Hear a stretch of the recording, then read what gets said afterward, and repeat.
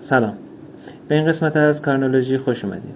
تو این قسمت قراره که وبسایت وردپرسی خودمون رو روی سی پنل اجرا بکنیم. شما بعد از اینکه از یه شرکت هاستتون رو تهیه میکنید، بسته به اون شرکت یا بهتون دایرکت ادمین رو معرفی میکنه و یا سی پنل. اگر هاستتون سی پنل رو معرفی میکنه، این ویدیو مختص شماست. اگر دایرکت ادمین هستین، این ویدیو به درد شما نمیخوره و توی ویدیوهای آینده قطعا به اون هم میپردازیم. بعد از ثبت نامتون از طریق هاستینگ برای شما یک ایمیل میاد. تو این ایمیل اطلاعات مهمی هست: لینک ورودتون و یوزرنیم پسوردتون. شما با استفاده از اینها میشین وارد سی پنل خودتون بشید.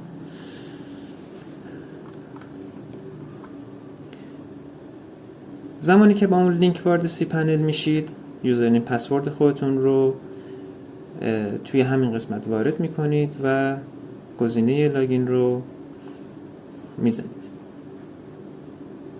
سی پنل خیلی محیط خوبی داره، خیلی شفاف و همه چیز واضحه. ما با قسمت فایل منیجر کار داریم. کلیک میکنیم این قسمت رو، وارد پوشه فایل منیجر میشیم و تو این قسمت ما با پابلیک HTML کار داریم. زمانی که میایید توی این قسمت، اگر پوشه داخلش بود سلکت آل میکنید و همه رو دیلیت میکنید. اگر هم پوشه نبود، مثل چیزی که دارید مشاهده میکنید، کاری باش نداریم. خب میریم برای سایت وردپرس که آخرین نسخه وردپرس رو دانلود بکنیم. این رو همیشه توی ذهنتون داشته باشید. نسخه وردپرس رو حتما از خود سایت وردپرس دانلود بکنید، چرا که اگر از جاهای دیگه دانلود بکنید احتمال داره کدهای خطایی توش باشه و یا چیزای اسپمی داخلش باشه و بعدا به مشکل بخورید. حتما از سایت خود وردپرس دانلود بکنید نسخه وردپرستون رو. اگر هم مثل چیزی که الان برای من داره پیش میاد، وارد سایت وردپرس نتونستید بشید، از یه نرم افزار استفاده بکنید که این تحریم ها رو بتونیم دور بزنیم و وارد سایت وردپرس بشیم. تا این تحریم شکن من بخواد فعال بشه، این رو بهتون بگم که راه اندازی وردپرس روی سی پنل چالش خاصی واقعا نداره. صرفاً چند تا گزینه است باید بزنید و از این مرحله به راحتی میتونیم عبور بکنیم. چالش‌های بعدی قطعاً توی قسمت‌های بعدی پیش خواهد اومد که ما توی طراحی و توی سئو بهمون برمیخوریم. این قسمت ما چالش خاصی رو نخواهیم داشت.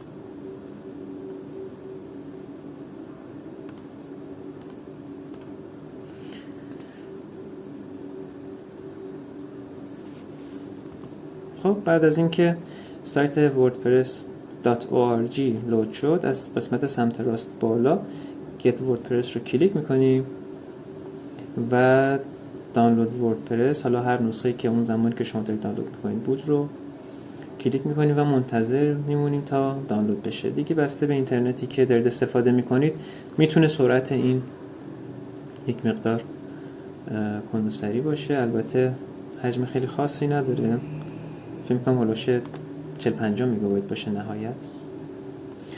بعد از اینکه دانلود شد فایلتون، به پنل سی پنل برمیگردیم. توی پابلیک HTML حتما باشید. گزینه آپلود رو میزنیم، سلکت فایل رو کلیک میکنیم و فایل وردپرس رو اوپن میکنیم. منتظر میمونیم تا این نوار آبی رنگ به 100% برسه. نکته ای که هست، بعد از اینکه این نوار آبی رنگ به 100% رسید، توی همین صفحه صبر میکنیم تا سبز رنگ بشه. زمانی که سبز رنگ بشه یعنی که چک کرده اون فایل هیچ مشکلی نداره، هیچ اسپمی داخلش نیست و میتونید توی سی پنل از اون استفاده بکنید. این مرحله هم باز بسته به اینترنتتون میتونه مقداری زمان بر باشه.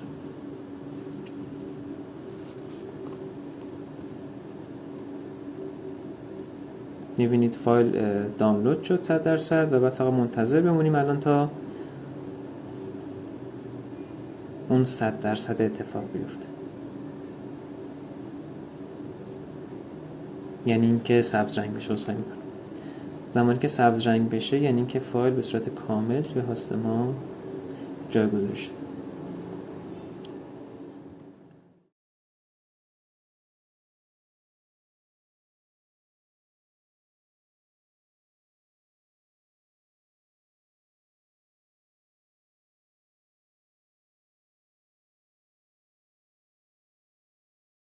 رنگ شد برمیگردیم توی سی پنل.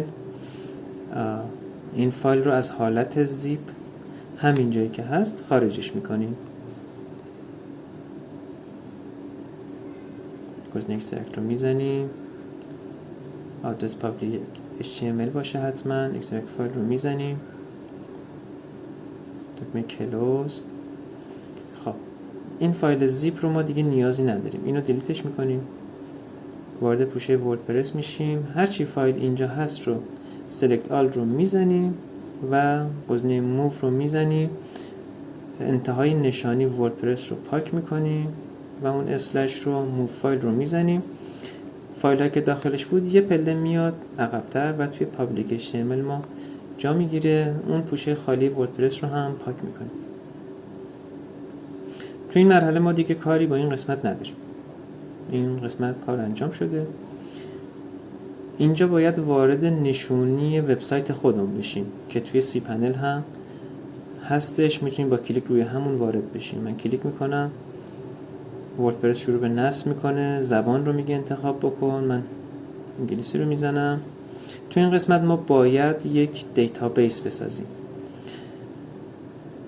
این دیتابیس به ما کمک میکنه تا اطلاعات خودمون رو توی اون بارگذاری بکنیم. فایل هایی که داریم، تغییراتی که توی سایت ما اعمال میشه، تمام اینا توی اون اعمال میشه و ما بعداً میتونیم به اونا دسترسی داشته باشیم و هر زمان هم که کسی به سایت ما میاد اطلاعات از اونجا فراخوانی میشه و اون شخص میتونه ببینه اون اطلاعات رو. دیتابیس اون جایی هست که ما تمام اطلاعاتی که داریم راجع به وبسایتمون در اون قسمت وجود داره. برای ساخت دیتابیس ما به همون پنل سی پنل برمیگردیم و گزینه دیتابیس ویزارد رو میزنیم. یه اسم انتخاب میکنیم، هر اسمی که دوست داشته باشید میتونید انتخاب بکنید. نکست ستاپ رو میزنیم و یک یوزرنیم انتخاب میکنیم. هر یوزرنیمی که بخواید رو میتونید انتخاب بکنید. گزینه پسورد جنریتور رو میزنیم، پسوردی که به اون میده رو کپی میکنیم که داشته باشیمش و حتما یک جایی رو یادداشت میکنیم. تیکش رو میزنیم و میریم برای مرحله بعد. کریت یوزر رو میزنیم. میتونید بگید که پسورد رو برای من سیو بکن. گزینه آل رو میزنیم، میک چنج رو کلیک میکنیم. خب اینجا دیتابیس ما ساخته میشه.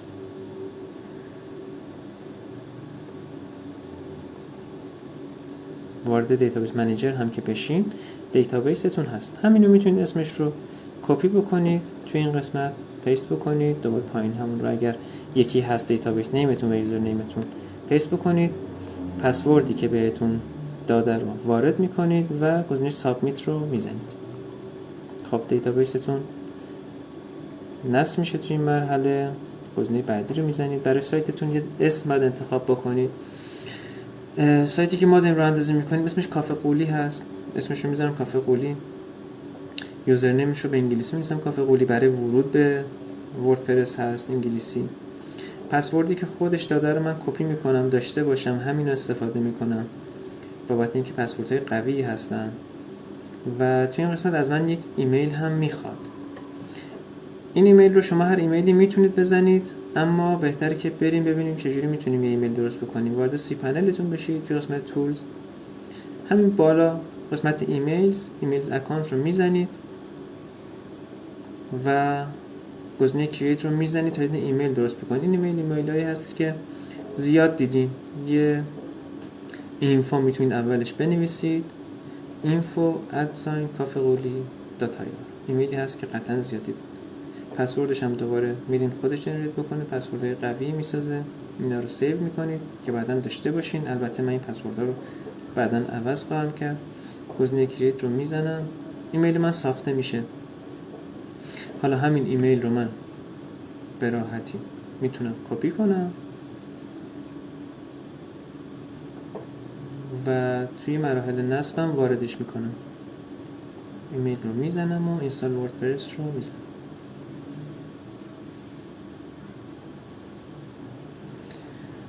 یوزرنیم و پسورد رو میگه که چی انتخاب کردی. یوزرنیم رو وارد میکنم. پسوردی که سیو کرده بودم رو کپی میکنم، میارم اینجا وارد میکنم. میتونم گزینه ریمبر می رو بزنم که دیگه نخوام هر سری پسوردم رو وارد بکنم. گزینه لاگین رو میزنم.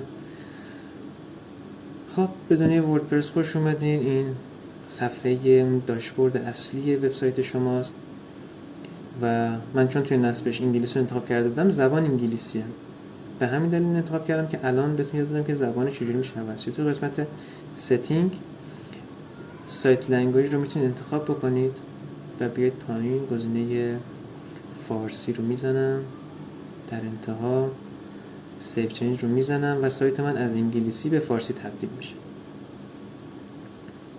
یه کاری که همون ابتدای کار خیلی خوب هست که انجام بدین این هست که تو بخش تنظیمات و در بخش خواندن کلیک میکنید، از موتورهای جستجو درخواست کن تا محتوای سایت رو بررسی نکنن. تیک این رو میزنید و ذخیره تغییرات رو میزنید. این تیک بابت این هستش که موتورهای جستجو فعلا سایت شما رو ایندکس نکنن. چرا؟ چون سایت شما ناقصه، اطلاعات داخلش ناقصه و الان اصلا نیازی ندارین که گوگل بخواد به سایت شما سر بزنه، اطلاعات از داخلش برداره و اون رو ایندکس بکنه یا بخواد به کسی نشون بده. پس ما این تیک رو میزنیم. البته اینکه احترام به اون تیک بذاری و نذاره بسته به خود گوگل داره، ولی خب همیشه همین کار رو انجام میده. وارد سایت شما نمیشه تا زمانی که شما سایتتون رو به شکل کامل طراحی میکنید و میاید اون تیک رو برمی‌دارید و گوگل از اون بعد شروع میکنه سایت شما رو مرحله به مرحله ایندکس میکنه و نشون میده. خیلی کار ساده‌ای بود اینکه بخوایم وردپرس رو روی سی پنل اجرا بکنیم. امیدوارم که نکاتی که توی این ویدیو بهتون گفتم به کارتون بیاد، ازش استفاده بکنید. تا ویدیوی بعدی، بدرود.